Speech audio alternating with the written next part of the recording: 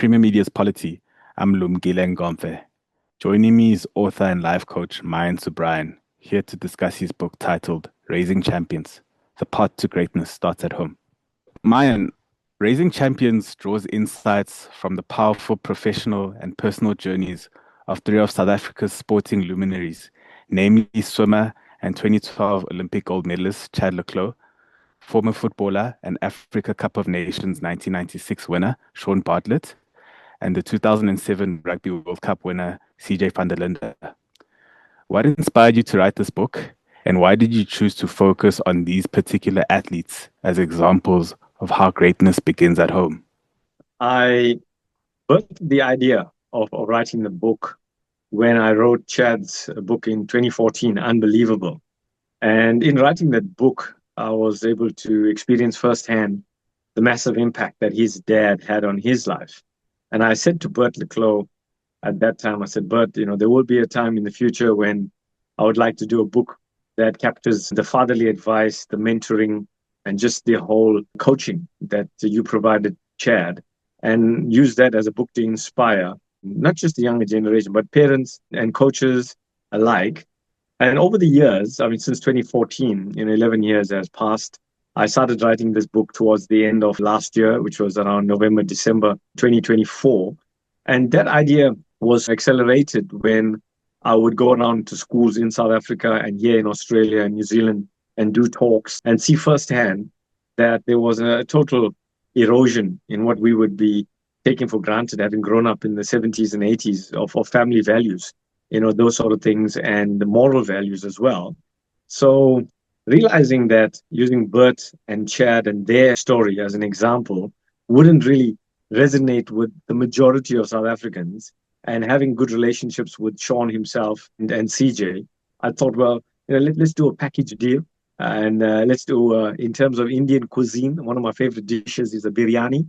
I'm sure you guys have had biryanis, which is an ensemble and a mixture of everything. And I thought, well, Chad le Clos, swimming, Shaun Bartlett, a much wider fan base with football, and CJ van der Linde, rugby. That captures a much greater audience in terms of people being able to relate to these characters in the book.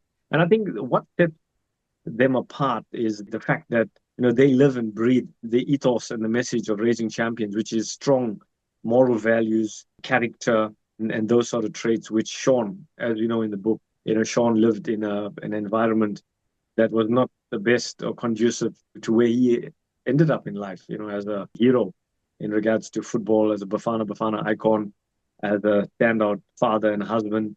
But, he made it growing up in the Cape Flats and also growing up without a father. Those are enough reasons for people to fall by the wayside or not go on and excel in life. So that's really the reason behind choosing CJ, Shaun, and Bert. And I think the main other reason is the fact that I had a good working relationship with them. They became family friends, became good mates of mine. So, it wasn't a difficult path to be able to weave through their stories into the message of raising champions. Chad le Clos' relationship with his father, Bert, has always been in the public eye. From your research and conversations, how did that father-son dynamic shape Chad's drive, mindset, and eventual greatness?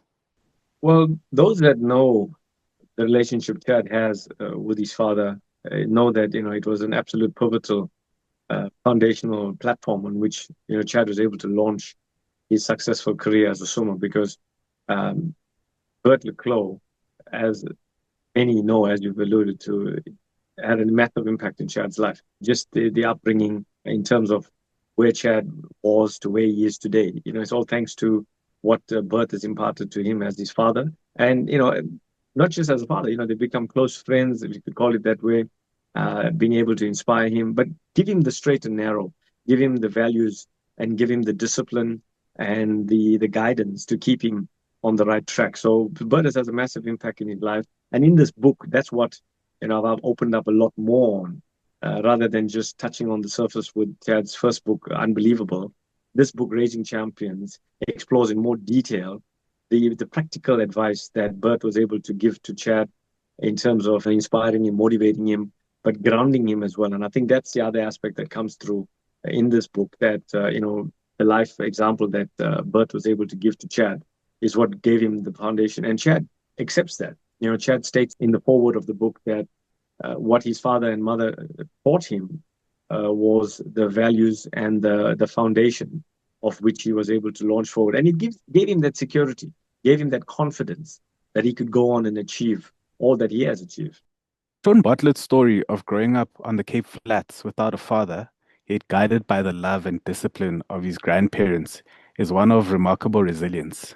He charts his journey from playing soccer on Sundays after church at 6 years old to scoring goals at Old Trafford against the team he grew up supporting, Manchester United.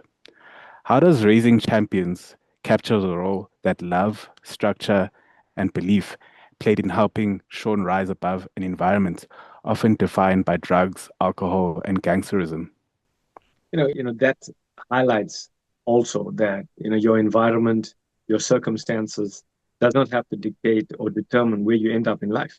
And Shaun's background, as you put it, is something that is not the best of backgrounds. Having not had his father there with him when he was born and growing up in an environment that is rife with crime and drugs and all of that would have been enough for anyone to have fallen off the rails. But Shaun's support structure, like Chad, having his dad there and his mom with him, Shaun's extended family, his grandparents, his uncles, his aunties, together with his biological mom, were there to help him and to guide him. And that's why the book also gives the message that it takes a village to raise a child.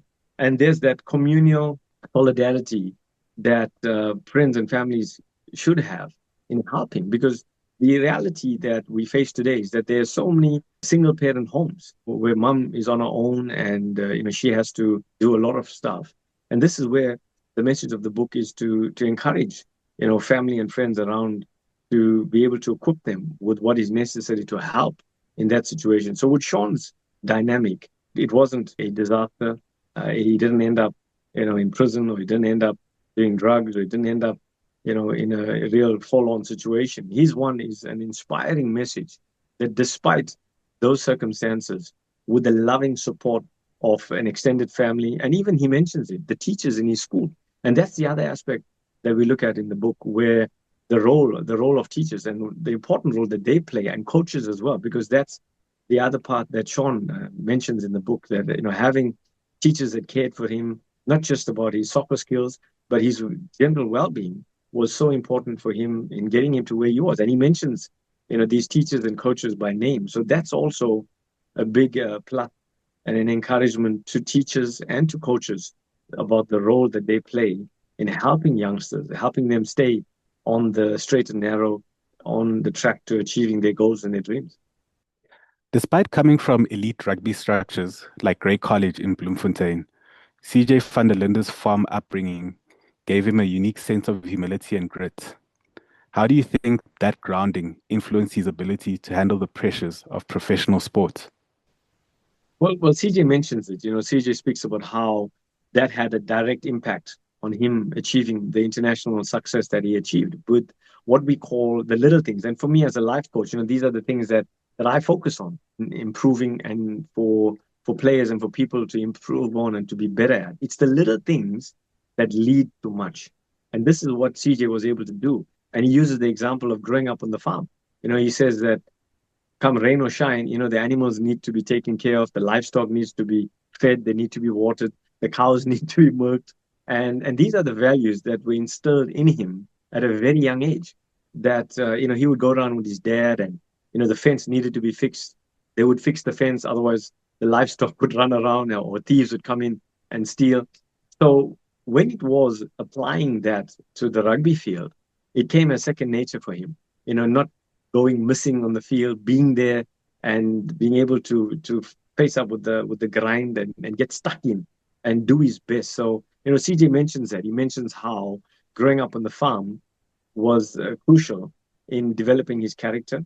And, when you're scrumming against the world's best, he spoke about digging in and going back to those early morning rises in the farm, doing what at that time seemed hard and the chores that he didn't want to do, but it prepared him with the tenacity and the character to face up and to make it count. So these are the things that we highlight, that we speak about. that what we regard as the little things make a huge difference. And again, it's about the teamwork that comes in, the neighbors pitching in together to help. If there was a fire on a farm or things that needed to be done communally, all helped him in terms of teamwork and getting together and helping teammates and not shirking in those responsibilities. In the high pressure world of elite sport, mental health and resilience are often overlooked. What did you learn from these champions about maintaining mental well being and emotional balance under pressure? Well, you see, that's my role as a life coach and as a mental coach. My role is to be able to help the athletes bring balance to their lives and to understand and cope with the pressures that are exerted on them, not just physically but mentally as well.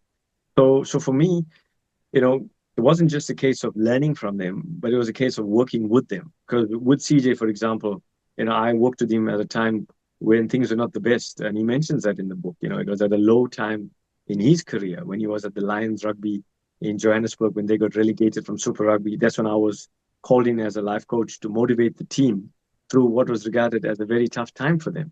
So, that situation, even with the Shaun at Amidst, they were going through some challenges and I was brought in. And then, Chad, he mentions it in the foreword and he mentions it in the last word as well about the mental pressures that he went through, especially when he was injured.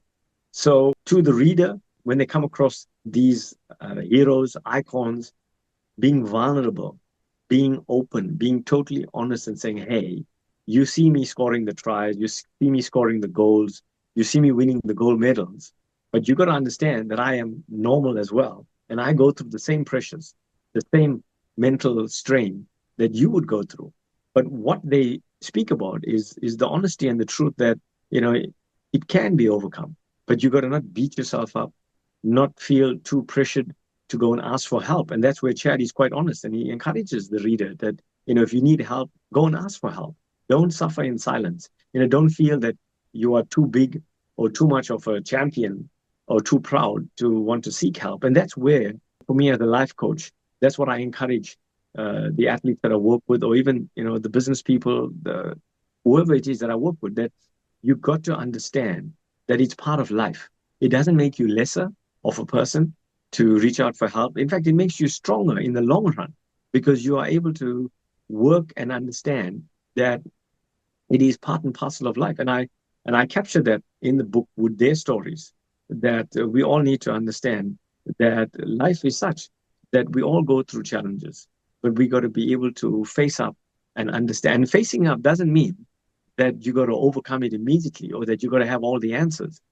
Facing up means, and I want to clarify, facing up means that you have people around you that you can go to, that you are open and honest to put your hand up and say, I need help. Please, can someone help? And that's what Chad speaks about in the book when he talks about his time with depression and what he went through, but knowing that he had the help and the support of people around him. Myan, you've worked with world-class teams like the All Blacks, Springboks, and Proteas, and you've seen what true excellence looks like up close. With Raising Champions, what do you ultimately hope that readers, whether parents, coaches, or young people, will take away about what it really takes to build greatness? Yeah, I mentioned it earlier, and I think, again, just to highlight that, greatness starts with the little things. It doesn't start with something major. And in the book, I've entitled a chapter on things requiring zero talent. And that's what I would ask anyone to start with and to focus on is to look at the things that require zero talent. And I go through it in the book. Chapter 12, one of the key things that require zero talent, number one, is being on time. You don't have to be talented to be on time, but it's that self-discipline. Because when you're not on time, it speaks volumes that, you're not disciplined, you can't manage yourself. Number two is work ethic, being able to outwork the competition. That requires no talent, but it comes from having that mindset to get in there and not shirk and not be running around or running away from commitment and what is required. Number three, giving 100% every day. And that's effort. Number four, body language, being confident and being present. It's like you see that today youngsters, they're on their phones, they're so easily distracted. And that's where I focus on and say, hey, being focused, being attentive requires zero talent. Number five is energy. bringing that energy, bringing that excitement, bringing that, again, focus and that enthusiasm with you wherever you go. Number 6, a major one, attitude. What is the attitude? And that's what separates the elite from the very good to the average or even the good. It's that attitude, having that mindset to overcome. And we all know that famous adage, your attitude determines your altitude. But what it is understanding that irrespective of what you go through, you have what it takes. My favorite definition of attitude is this here. Attitude is not what other people think about you. Attitude is what you think about yourself. And that is Mm. key for me. How do you see yourself is so crucial. Number 7 is passion, loving the process. Again, linked to energy. What do you bring? And that requires no talent. Number 8, being coachable. Shaun Bartlett as a coach now and CJ van der Linde as a coach also, they speak volumes about what it is to be coachable. They don't work with players that feel they know everything. And there's a very famous quote that we put in the book from a coach named John Wooden. And he said this here, it's what you learn after you think you know it all that really counts. And that's so important. It's what you Mm. learn after you think you know it all that really counts. And that speaks about humility. And again, that doesn't require any talent at all. Number 9, doing more than what is expected. Everybody goes and they do what's required. But that special quality in you to become a champion means giving more. And you see that with Chad. In the book, there's a story of Chad going to the swimming lesson, and his uncle goes there to pick him up a bit earlier. So he goes there about maybe 40 minutes earlier, and he notices that all the other swimmers are going home. And he thought, oh, maybe the coach gave them off. But he notices with Chad, Chad doesn't come early. In fact, Chad comes about 10 minutes later than the finish time. And then he says to Chad, he asks Chad, he says, Chad, I noticed that all the other swimmers are gone home. Why didn't you go home? What happened? And Chad says, no, today the coach didn't turn up. The Mm. coach didn't turn up. So all the Mm. other swimmers decided to go home early, but not Chad le Clos because of the mentality and the champion attitude. Number 10, the last one, is being prepared. Success begins before the competition. And no more highlighted is that, again, in Chad's story. And I speak about him beating Michael Phelps. I mean, we all know that glorious day, London 2012, the Olympics, and how he beat Michael Phelps by 0.05 seconds. A lot of people said, it was a fluke and Chad, accidentally or coincidentally won. And Michael Phelps, when he was interviewed at the end, he said to the commentator said, oh, Michael, how does it feel that you made a mistake and Chad won? And Michael Phelps, being the true champion that he is, immediately said to the reporter, now let me correct you there. Chad didn't win because I made a mistake. Chad won because he was more prepared. And that's what we speak about here, about being prepared. Shaun Bartlett wrote down his goals. He was 10 years old and he wrote down his goals. Number 1, he wanted to play in the PSL. Number 2, he wanted to play for Bafana. Number 3, he wanted to play in the English Premier League. He wrote down those goals when he was 10 years of age. And he said his grandmother was able to see 2 of the 3. Saw him become a professional player, footballer, saw him play for Bafana Bafana, but she died just before he became a player in the English Premier League. But it is so important that you got to write your goals down. Because even when you look at it, there's a lovely verse in Habakkuk chapter 2, verse 3 that says, for the vision is yet for an appointed time. Though it tarries, write it down, for it will surely happen. And it's about, there's a power in writing down your goals. There's a power in writing down your aspiration. And that's what we speak about here. Youngsters, no matter how old you are or how young you are, wherever you are in your life, write down your goals, put it to paper and be prepared. And what I say to people is, when you work the plan begins to work for you. And Chad said this in the book Unbelievable when we wrote it. He dedicated it to the youth of South Africa. And he said, understand this. The only time that success comes before work is in the dictionary. So you got to be prepared to work hard, Mm. but know that the rewards are there. These 3, icons, these 3 guys achieved their goals and they exceeded their goals because of these 10 things that require zero talent. That was Myan Subrayan discussing his book titled Raising Champions. The Path to Greatness Starts at Home. Visit the Polity website to access more author interviews, news, and information updates. If you haven't already, subscribe to Polity's email services including our new monthly Polity Bookshelf email to stay informed about the latest news and Polity Bookshelf developments.